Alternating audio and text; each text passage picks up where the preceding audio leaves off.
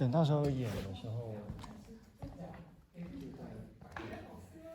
哪个？这个演的时候再摆到那个。可以啊。可能是因为你没包吃菜。跟他一样很好。虽然既有你也有那个。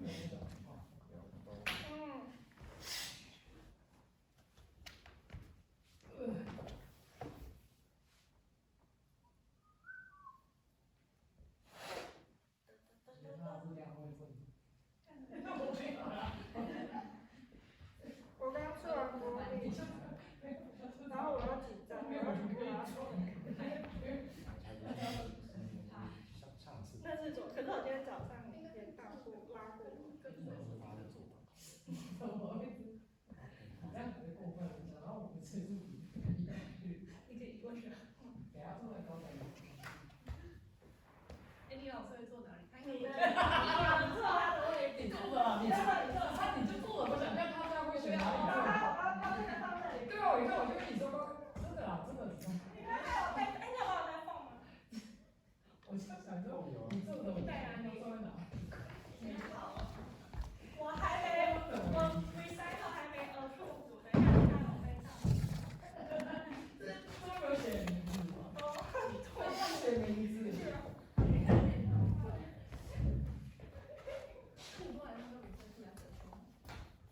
我根本没办法知道，我现在唯听历史的第几个。我好像没有，我根本不知道第几个。毕业放。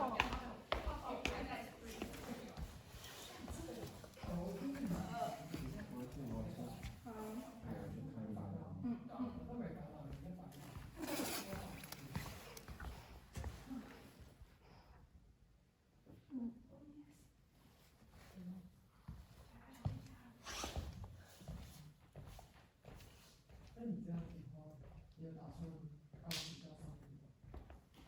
就是按跟他要那个到底这个书都要在好像是那个 N number， 是不是？我知道，我在等你出就好。我觉得我不要说，我不要说。有。谁啊？就有一个考了钢琴，他就是名字飞到法律，而且他直接拿书上。很有种，然后还最后一句话，请他打包离开。就是说，如果你很长啊，你要在4点前看完，不然今天要看完。你是这样子。你会准时开始吗？还是你等导演来再？当然要等他来啊。你等他等下又会帮你打包。对啊。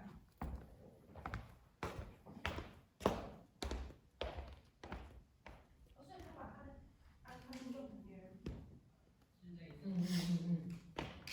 大概他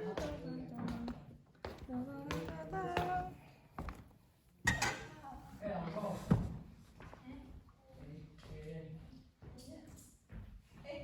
每个人都坐老师的位置。那是。每个人都卡里，那是卡里。每个人抓起来。这也是他的位置。他有2个位置，真的，我认识。因为他会选，他超爱坐那个位置。可是他们同位阶呢。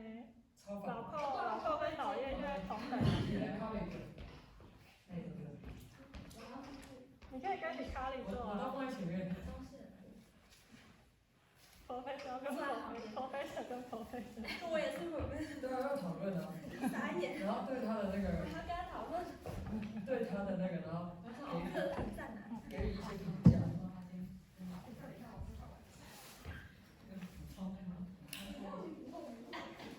我们今天感受。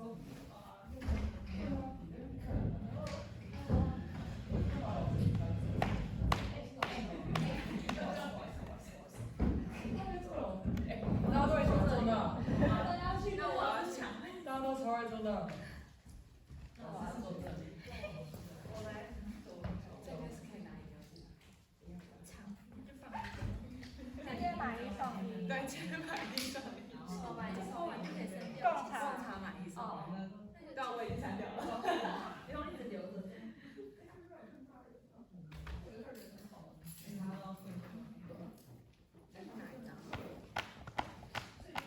加油。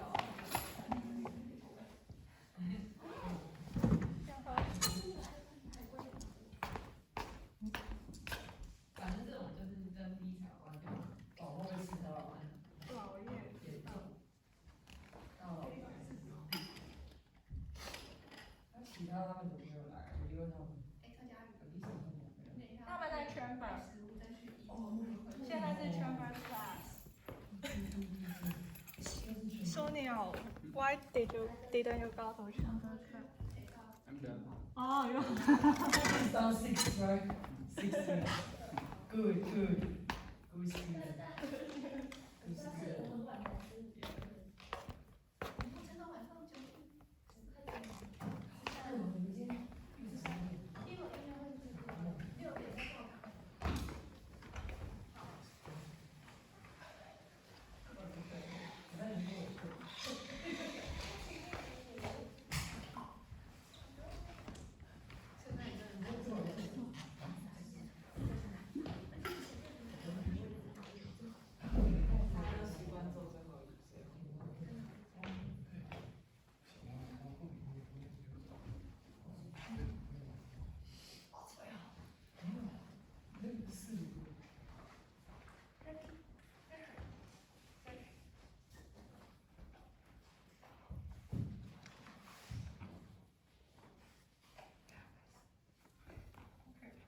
Hi, good afternoon, everyone. Welcome to my lecture recital today.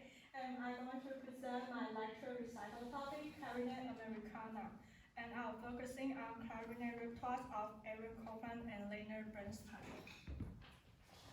So this is a topic about how the four standard repertoires of Copland and Bernstein in clarinet field had demonstrated the style of America, and how Copland and Bernstein create the music belongs to America through clarinet perspective in the mid-20th century. The document is an analysis-based paper as I analyze this clarinet for repertoires in music theory and to explain how it's related to clarinet Americana. So I'll briefly talk about both composers' biography for overview, then talk about Americanism in music, of how it influenced in music world, like what elements, style, and form are associated to be American. Generally, I'll analyze four repertoires of each form, harmony, motive, and rhythm, of what belongs to traditional European styles, and what are new elements of 20th century composing scales and American elements. There will be a short conclusion in each to explain how it's associated to be American. Then the presentation will be ending with ending conclusion. So Aaron Copland, he is referred to the Dean of American Composer with his engagement in American music. His composing style includes open chords and tonal centricity in harmony, so which the harmonic system is complex in his piece. There are many modal mixture and accidental notes or even 12-tone system in late of his life. He was an expert on writing some fascinating melodies that are nostalgic, organic, and simple, and long-phrased. And his rhythmic concept was constructed on polyrhythm, unconventional rhythm, and irregular accent, which he believed that art music is rhythmic scheme, is made up of meters and rhythm. And we get the real rhythm only when we stress the notes according to the musical sense of the phrase. So you can see many rhythmic complexity in his works, such as many change meters and irregular accents, according to musical phrases. And he defined himself as American composer, which his music always blends American elements into traditional genre, like taking jazz and folk music as an element in a sonata or concerto. And Bernstein, he had a profound impact on generation musicians and public perception on American music, as he was the first American-born conductor to lead a major American symphony orchestra. And as a composer, he composed music with American elements. He learned composition with Copland, so many of his composing style were influenced by Copland. And as a composer, he was good at fusing jazz elements into traditional music models built in Europe, and was influenced by Copland to write something recognizable as American in serious music. On the other hand, Stravinsky mirrored Gershwin, featuring the style of jazz and neoclassical tonal system in the early 20th century had impact on him as well. His music contains many jazz elements, such as changing rhythm and syncopations. They were not just a source or symbol of American quality, but as part of his philosophy of tonality, communication, and nationality. He believed that music could define national identity, and he recognized himself as an eclecticism in the interview when referring his status as an American icon. So Americanism in music generally suggests to be the fusion. It's a fusion of American elements in the Europe genre and assisting by 20th century composing skills and traditional composing skills. American element contains folk tunes, jazz, or Latin American elements. And European genre contains sonata, concerto, symphony, or any kind of form that originated from Europe. And early 20th century composing scales contain polyrhythm, changing rhythm, centricity in harmony, and 12 tone. And traditional composing scales contains counterpoint, canon, tonal system, and fugue. Americanism was a concept that can be traced back to 1776. The Declaration of Independence, including freedom, human rights, and equality. Any element that relating to America are associated to be Americanism. Though this concept continued to evolve, but the breakup of World War II enhanced this idea. With the failure of Europe, Americans began to seek ancestry that capable of combating Europe's profound culture. Europe has Bach, Brahms, Beethoven since 17th century, but American classical music history is short and not rooted. Until the early 20th century, Charles Ives or Gershwin experiments on new music and combining the roots jazz music on traditional Europe genre, the people started to know American music. By lacking roots, the American music usually contains new elements and all elements from Europe and built on existing genre. The new elements that belong to America are jazz and folk tunes in the countryside of America. And before Copland, there are some composers like Charles Ives, Roy Harrison, Virgil Thomson, Max Briston, and George Gershwin in the early 20th century. Take Ives and Gershwin for example, like the Rhapsody in Blue written by George Gershwin. Though it was the first authentic use of jazz to create distinct American music, but it is lacking the composition sophistication and foundation to call it a serious music. And Charles Ives, though he experiments on new music and new elements, but he is lacking the popularity from audience at that time. And Copland was the first accomplished composer by building a complete system on composing, creating his own language by absorbing all elements and blending jazz idiom. Also, he was famous and recognizable at that time. Though some American-based composers didn't complete associated to Americana, but they do influence Copland and many American composers that can be seen as an inspiration in the early stage of Americana and Copland.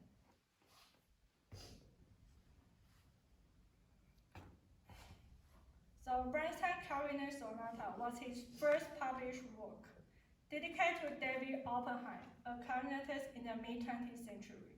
The sonata was written in an uncommon two movement and was influenced by Hindemith, whom Bernstein met in 1941, 1 year before writing it. The sonata is mainly focused on the composing style of counterpoint and jazz idiom that foreshadow the West Side Story that many similarity in between, like syncopations and the bright and light style. Compared to traditional sonata, these two movements were built unconventionally of its style and form. And Bernstein applied old-school contrapuntal writing scale in the first movement, versus early 20th century scales, such as changing meter in the second movement. The first movement is structured in traditional sonata form in the glazioso style and contains contrapuntal writing scale that reminisces Hindemith. The motif as primary theme in the first movement features the skipping and descending motion melody, followed by a rhythm of dotted half notes and quarter. And the whole first movement is built by this motif. The secondary theme didn't build on the theme on 5 in contrasting style like traditional sonata principle. It employs a dotted half note and quarter note rhythm and a skipping descending motif from the opening. And the development, he used the same skipping and descending motif in sequence. Also, in the secondary theme, he used 6/4 chords as an accompaniment in the piano part, and this second inversion is not often used in traditional European classical music, especially in any opening passage, because it is not stable. But here, you can see he even emphasized it as a repeating pattern.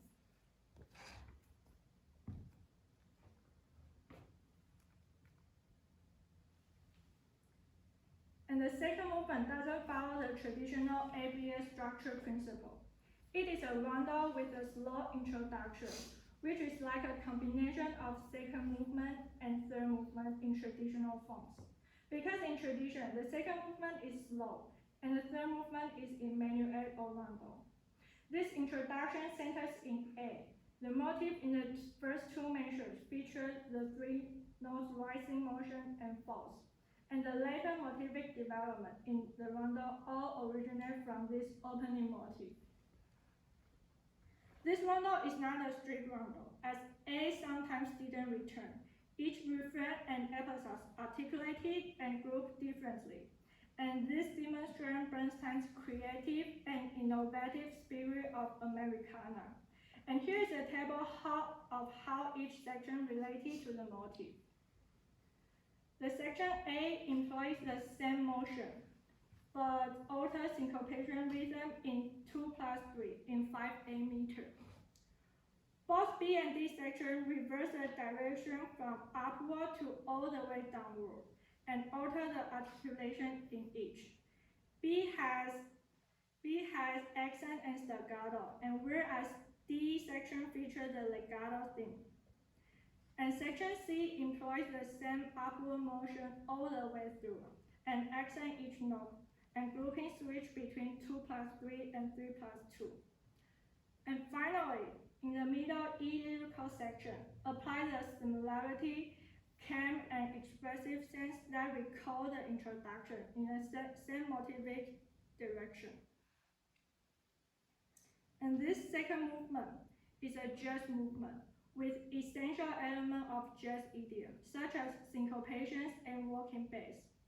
Walking bass is used commonly in accompanying scale in jazz-associated repertoires, and Bernstein mentioned that the walking bass is a fixed element that all the unfixed should rely on.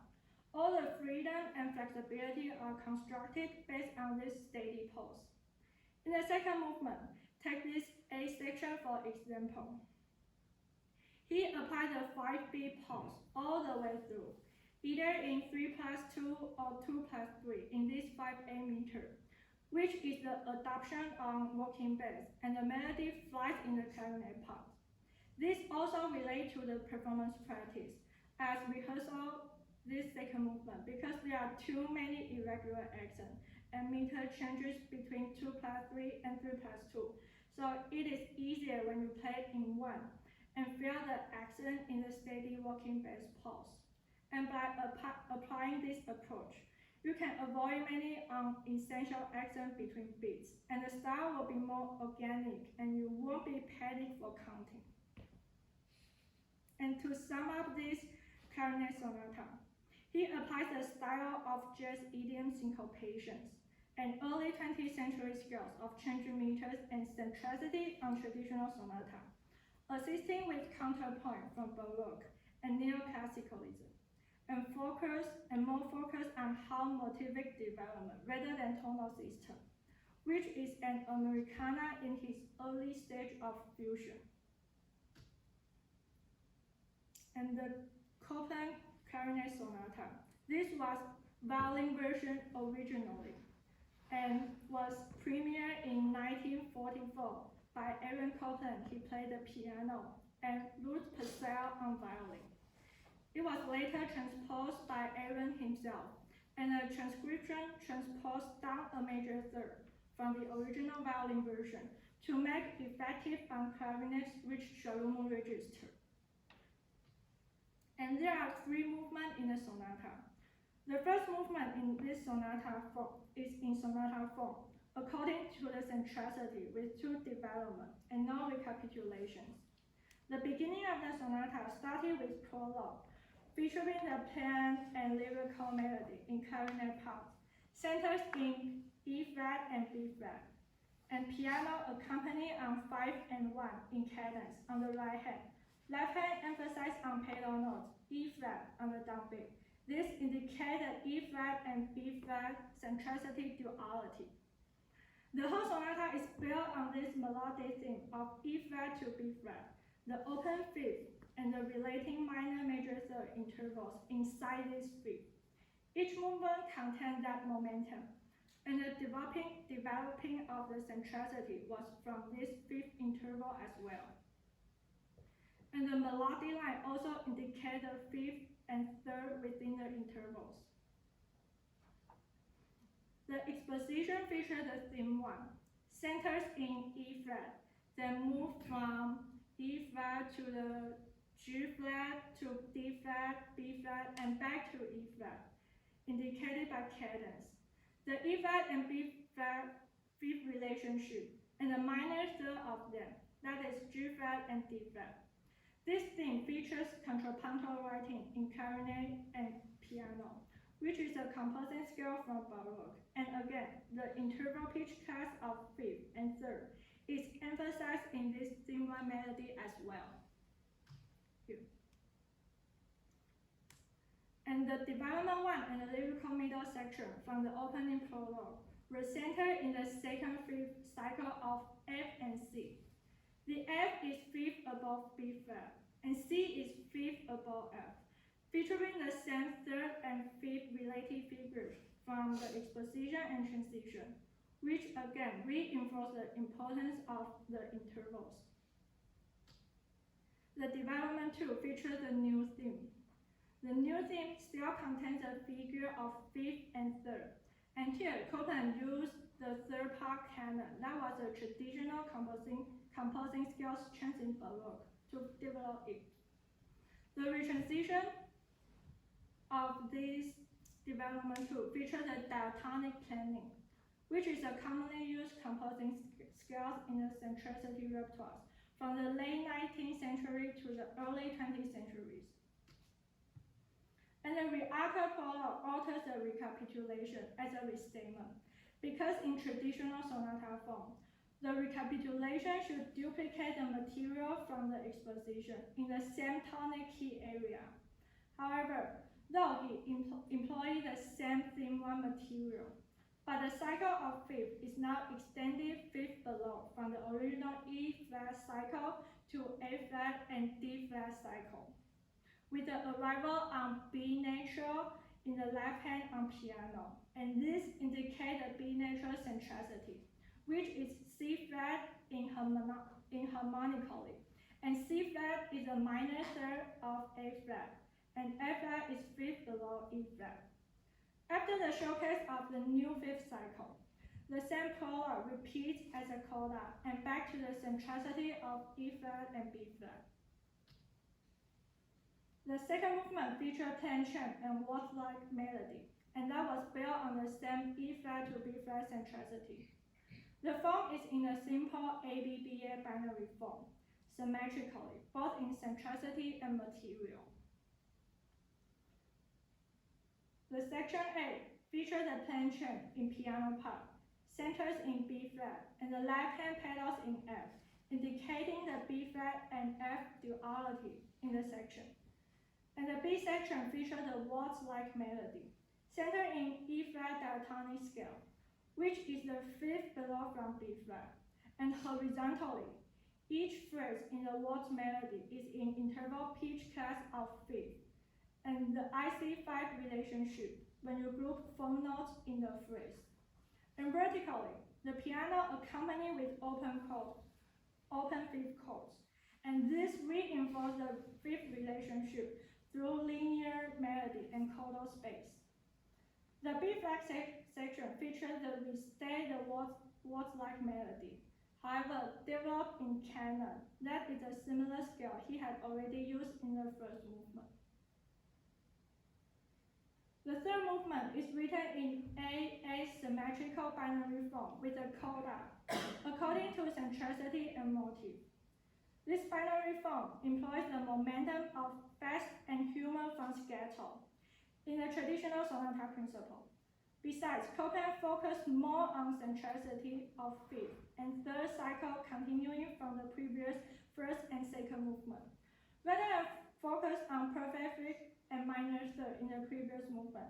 He focused on perfect fifth and major third in this movement. The first A section features the E flat to B flat centricity on the folk tune theme A, and scoring in the canon, and the later theme B, theme C, and transition were all centered in this cycle. And the A section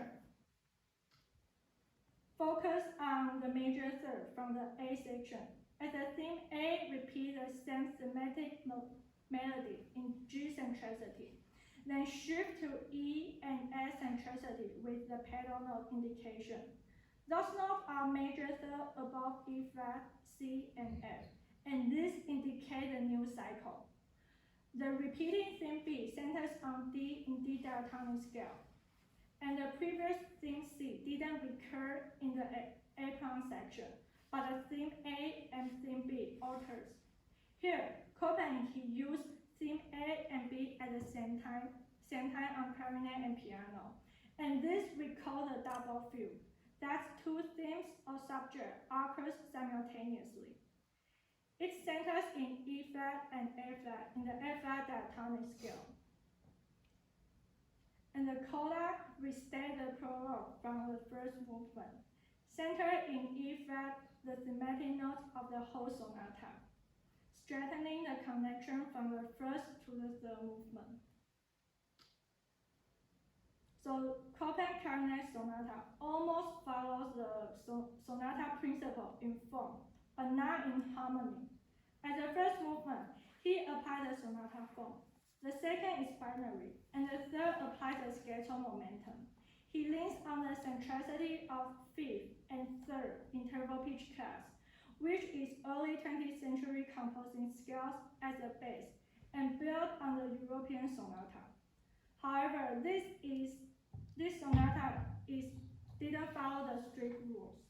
The first movement is missing the recapitulation, and the development is double. The second movement is the most conservative, and traditionally, scatter usually scores in rounded binary form, or ternary. But in the third movement of his clarinet sonata, he used simple AA binary form.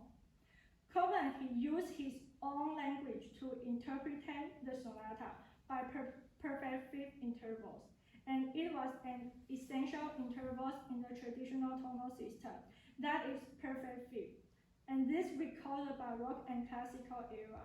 He seeks the possibility of the fifth and assists with those conservative composing scales like canon and fugue, and that created the Americana sonata in Chopin's early composition.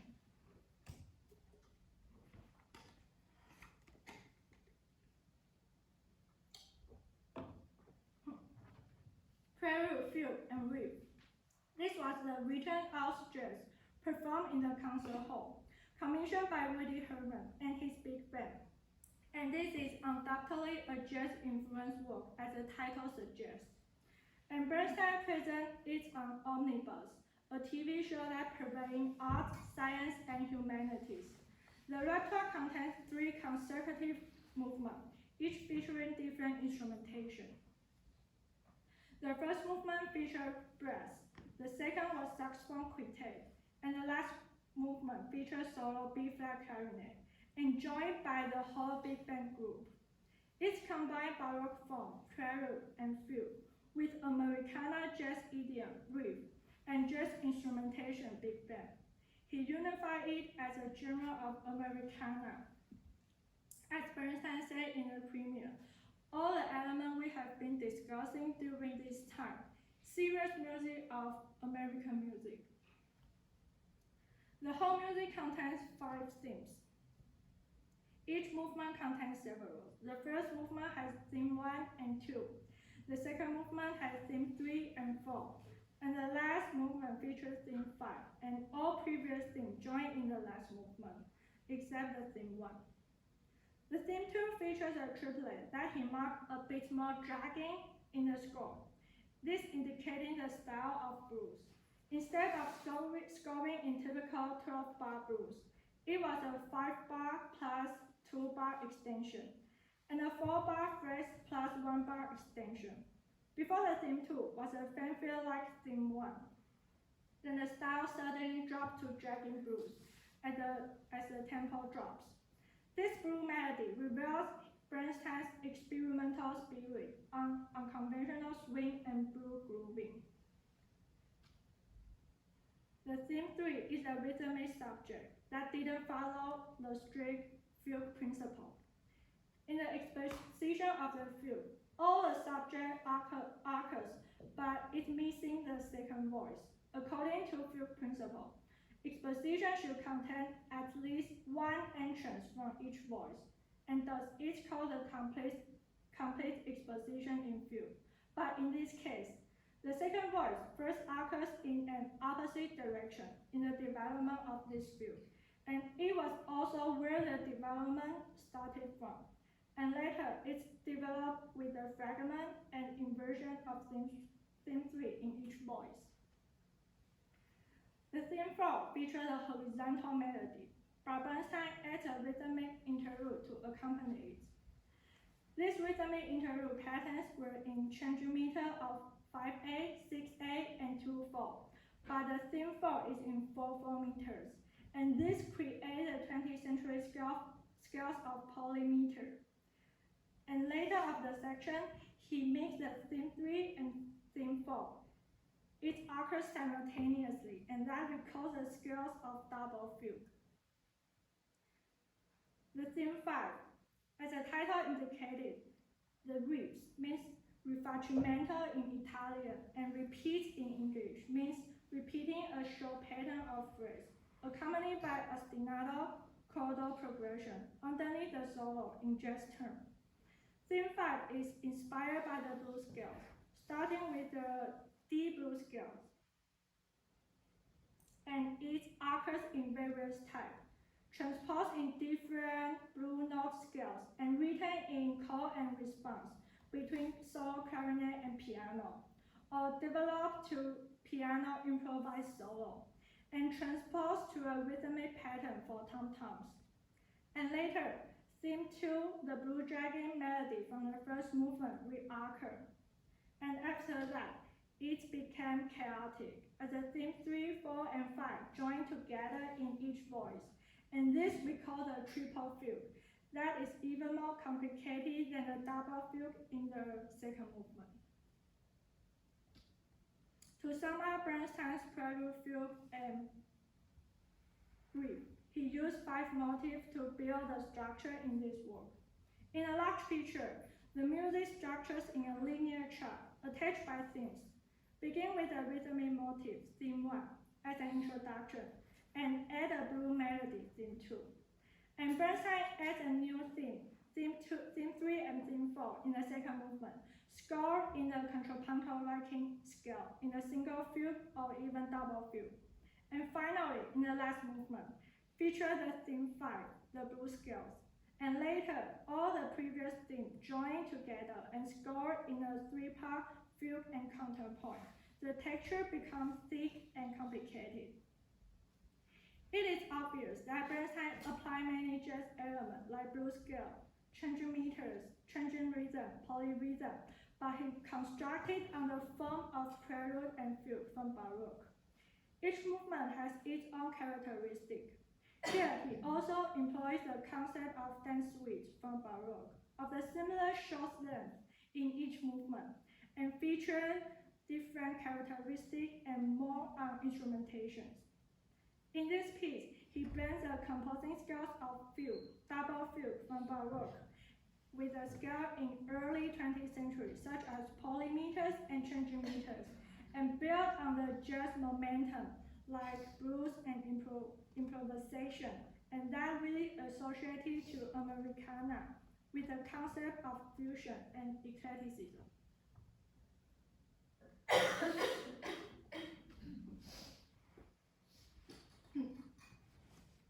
Copeland Clarinet Concerto was commissioned by King of Swing Benny Goodman for himself and jazz band, containing two movements. The melody of nostalgia and long phrasing in the first movement was usually associated with Copeland's sound, and the cadenza in the middle is customized for Benny Goodman. And this foreshadowed the second movement that featured the Brazilian rhythm and jazz idiom. The first movement is scored in an uncommon style of slow and expressive, which first movement of concerto is seldom written in slow tempo. And the melody is very naive and organic, accompanied with open chords. And this opening is typical of Copeland's style. The orchestra's role here and the soloists are distinctively different, as the orchestra always accompanies the solo clarinet, rather than like a duet relationship that plays the same motivic theme alternately in the traditional concerto form. So there are three themes in the cadenza passed through the whole second movement, features jazz and Latin American style. Copeland started to write the concerto in 1947 when he went to the South America, and his experience there probably inspired him to insert Brazil tune as a motif in the cadenza and the second movement of his concerto. Choro is one of the elements associated with Latin America. It is a genre of instrumental Brazil popular music originated in Rio de Janeiro in the 19th century. The original choro was played by a trio including flutes, guitar, and cavaquinho, which is a string instrument in the guitar family. Other commonly used instrumentation includes wind instruments like clarinet, saxophone, and trumpet. The rhythm of a choro is usually notated in a regular 2/4 or 4/4 and subdivisions in an irregular grouping. That pattern was associated with the typical Brazilian folk tune style. And this excerpt is Villa-Lobos Choro No. 2, a duet for flute and clarinet, and this indicating a distinctive choro style and rhythm. And this can apply to the theme 3 in the cadenza when subdividing it. The other motif associated with the South American style is theme 1 in the cadenza, imitating the habaneras rhythmic patterns.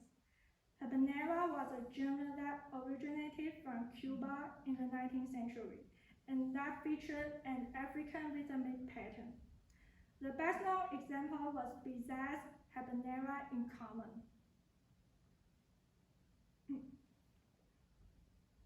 And those subdivisions can apply to the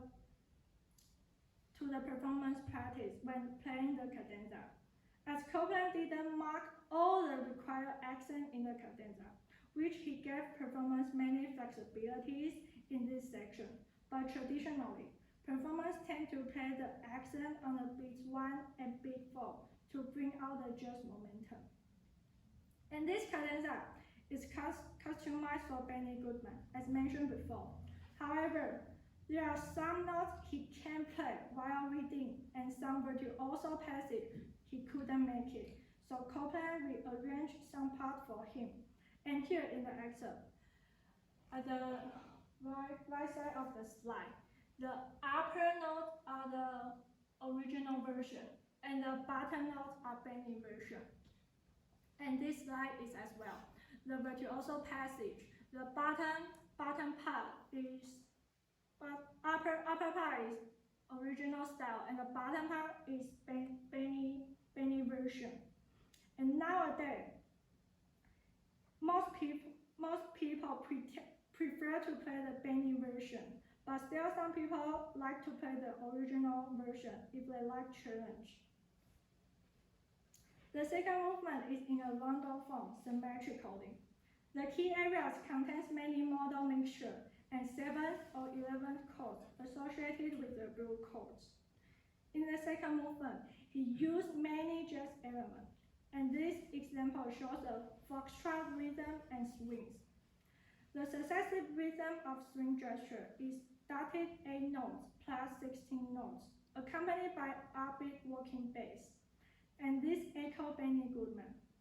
And traditionally, some performers prefer playing this swing 8 notes rather than precisely the written value in performance practice. As Chopin had mentioned, modern jazz began with the foxtrot. Foxtrot is a dance that typically accompanied with swing music by a big band. It features a not too fast tempo and accent on the second and fourth beat in a 4/4 in walking bass. And he also used call and response in the concerto. That is typical of jazz composing skills. So to sum up Chopin's clarinet concerto, Chopin is the first person to employ the word symphonic jazz himself, referring to jazz rhythm, mood, and color in serious music. This concerto is the best example of it. He applies Latin American elements, jazz idiom like swing, walking bass, call and response, to create a jazz mood and color incorporated with traditional concerto form. And in November 1950, it was played in a radio broadcast by Benny Goodman and the NBC Symphony Orchestra. And 2 weeks later, the Philadelphia Orchestra gave its public premiere. And Philadelphia Orchestra, which is one of the conservative orchestra in American orchestral history in playing classical music. Conclusion. Americana is associated with folk music, blues, jazz, and swing, based on American experience and roots. However, with Chopin and Bernstein's eclecticism, they absorb various elements from the classical European world to the early 20th century or contemporary, from Bach's fugue, Stravinsky's atonality, Gershwin's jazz, Millon's French jazz, and Handel's contrapuntal writing skill. They incorporate with various genres of sonata, concerto, suites, and blues, and innovated their own language of music. In the chaotic period in the 20th century, they integrate jazz characteristics with their own interpretation, blend jazz elements into traditional form, brought jazz to the concert hall, and unify the whole musical atmosphere in a depressed generation. And these 4 clarinet repertoires are the evidence and the product of their Americana spirit in clarinet field and approach. By composing, absorbing, synthesizing, innovating, publicizing, and inheriting, Chopin and Bernstein have forged a new path in American music, paving the way for a bright future. And this spirit of contribution is worth us to learn for proclaiming nationalism and publicizing music. Nowadays, some American clarinetists have conducted relating clarinet Americana research by releasing albums such as Larry Combs, Sharon Kemps, Sean Osborne, and Alex Lander-Featherston. And those which are all worth and to learn and listen to.